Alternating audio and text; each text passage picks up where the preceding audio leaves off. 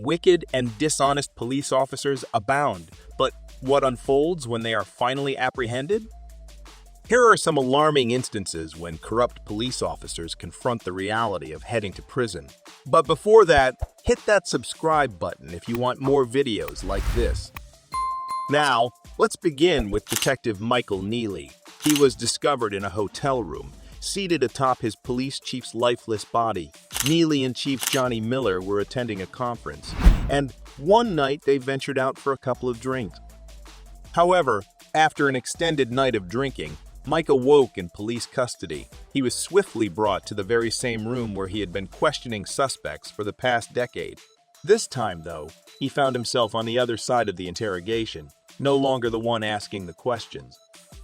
Mike's decision to keep his answers brief raises a debate about whether it stems from a calculated understanding that it's the most prudent course of action, or if it's merely a result of his lingering and intense hangover. To figure out what's the last thing you remember. And if the last thing you remember was watching football, do you remember drinking? Yeah. Okay. Were you drinking the vodka? Yeah, I drank some vodka. Okay. Yeah. So, well, the first call came a little bit after 6, I believe. One of the guys that was in the room next to you. Contrary to Mike's assertion that the night involved a simple football game and a couple of beers, investigations reveal a far more concerning reality. Blood tests indicate that both men had blood alcohol levels around or exceeding 0.3. To provide context, a level of 0.4 is generally deemed a fatal dose, and at 0.3, alcohol poisoning becomes a serious risk, potentially leading to loss of consciousness or even death. Regardless of the specifics, it's evident that both individuals were completely devoid of control over their emotions and actions, likely contributing to the disturbing events that unfolded that night. Who checked in the hotel? Sorry. Who checked in? Lucky and I. Okay. Was the room under Lucky's name, or was it you? I think it was Lucky's name. Yeah. Initially informed that he was brought in for a homicide investigation, Mike has just been notified that it is his police chief, Miller, who has passed away. Given Mike's heavily intoxicated state from the previous night, it's highly likely that he has little to no recollection of the events. Recognizing the severity of his situation, he opts to exercise his right to silence, informing the police that he has nothing further to share. However, I guess I probably don't have anything else to say then. I've got nothing to say to you. All right, sir. Okay.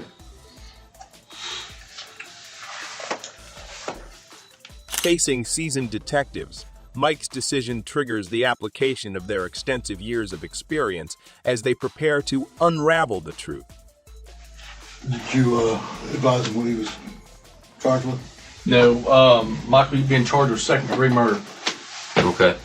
I had no idea what I was being charged with. Yeah, you're being charged with second-degree murder, and you're fixing to be booked in the Escambia County Jail with no bond. And we've already notified your wife, Okay. Lucky's wife, and And Lucky is the victim, Yes. I'm assuming. yes. Okay. The detectives employ two strategic approaches to convince Mike to cooperate. Initially, they emphasize the gravity of his situation, almost insinuating potential repercussions and punishments he might face immediately.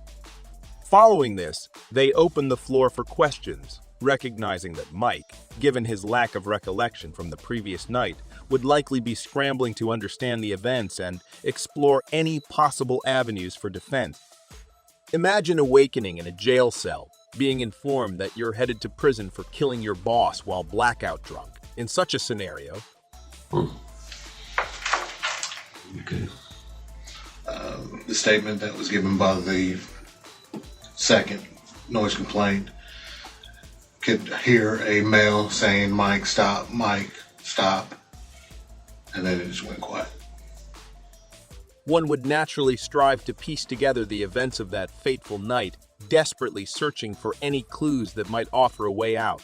Mike, now realizing that this is his only viable option, undergoes a noticeable shift in demeanor, almost becoming an active participant in his own investigation. Mike continues to emphasize his total lack of memory regarding the incident, asserting that he harbored no animosity towards Miller at any point. However, his demeanor remains devoid of remorse, and he appears solely preoccupied with his own confusion and disbelief about the situation.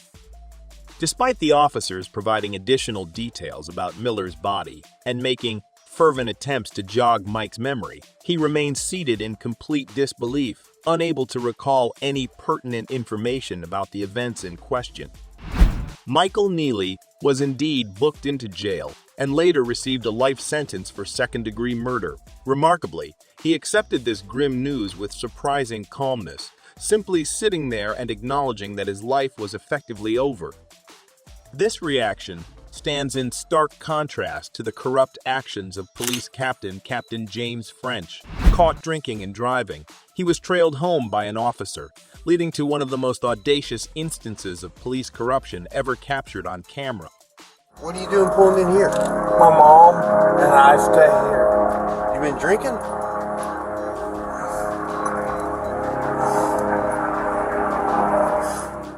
The individual in question isn't merely intoxicated, he's thoroughly inebriated to the extent that he mistakenly believes the camera can't pick up his whispered comments. Despite the captain's earnest pleas, the officer remains steadfast, refusing to switch off his camera and persisting with the ongoing investigation.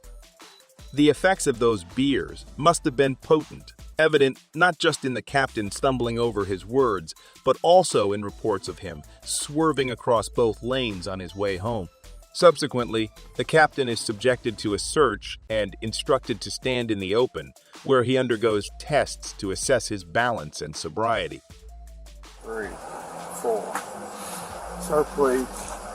1, 2, 3, 4, 5. Despite the captain's pleas to turn off the camera and engage in private conversation, the officer maintains his resolve, asserting the importance of treating everyone equally to safeguard his job and livelihood. How much we had to drink tonight, sir?